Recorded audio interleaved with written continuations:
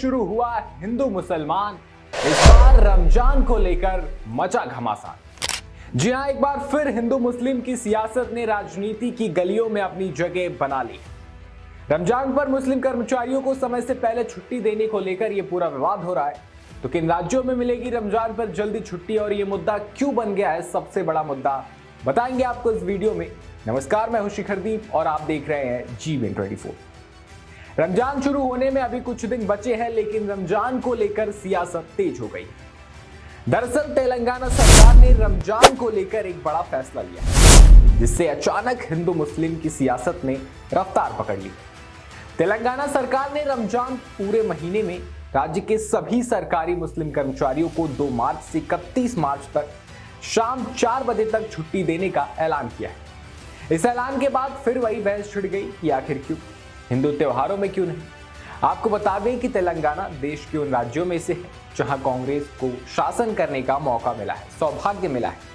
अब कांग्रेस की सरकार है, कांग्रेस ऐसे फैसले ले और बीजेपी चुप रह जाए, ये कहां होने वाला था। इस फैसले के तुरंत बाद ही बीजेपी ने तेलंगाना सरकार को घेरना शुरू कर दिया और इसे मुस्लिम समुदाय को वोट लेने के लिए रिझाने वाला फैसला बताया। बीजेपी की तरफ से कहा गया कि नवरात्रि जैसे त्योहारों पर जब इस तरह की छुट्टी नहीं मिलती तो रमजान पर क्यों। अभी हिंदू मुस्लिम का मुद्दा था, इस मुद्दे को बड़ा मुद्दा बनना ही था। कांग्रेस को भी पता था कि अगर वो ये फैसला लेगी तो बीजेपी इसे हिंदू मुस्लिम का मुद्दा बनाकर कांग्रेस को घेरेगी। इसके बावजूद कांग्रेस ने यह फैसला लिया, क्योंकि कांग्रेस को भी पता था कि एक तरफ अगर बीजेपी राम मंदिर और कुंभ जैसे आयोजन का फायदा उठाकर हिंदू वोट साधने में लगी है, बटोगे तो कटोगे जैसे नारों का इस्तेमाल करके बीजेपी अगर हिंदू वोट साधने में लगी है, तो कांग्रेस के सामने भी एक बड़ा मौका था और कांग्रेस ने उस मौके का पूरा फायदा उठाया।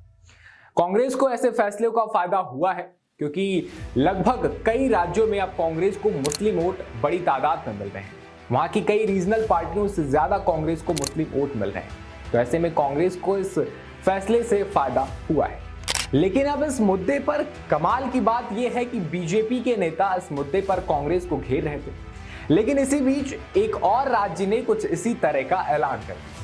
जी हां, तेलंगाना के बाद आंध्र प्रदेश ने भी कुछ इसी तरह का फैसला लिया और वहां तो एनडीए की सरकार है, तो इस पर बीजेपी के लोग चुप हैं और कांग्रेस को एक बार फिर मौका मिल गया फॉर्म में आने और इस मुद्दे पर खुद का बचाव करने और साथ ही साथ बीजेपी के दोहरे रवैये पर सवाल खड़ा करने। लेकिन अब यहां सवाल यह खड़ा होता है कि क्या इस तरह की चीजें करना जरूरी है, चाहे कोई भी पार्टी क्यों ना हो।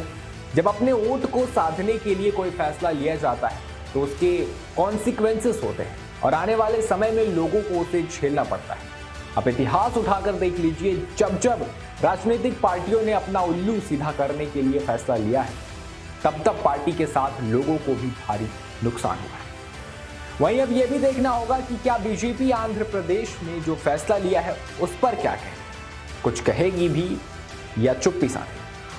अब अगर रमजान पर छुट्टी मिली है तो नवरात्रि पर छुट्टी मिलेगी या नहीं, ये तमाम तरह के सवाल रहेंगे और ये सवाल आने वाले समय में बवाल मचाएंगे। वैसे आपको क्या लगता है, क्या तेलंगाना सरकार का वो फैसला सही था?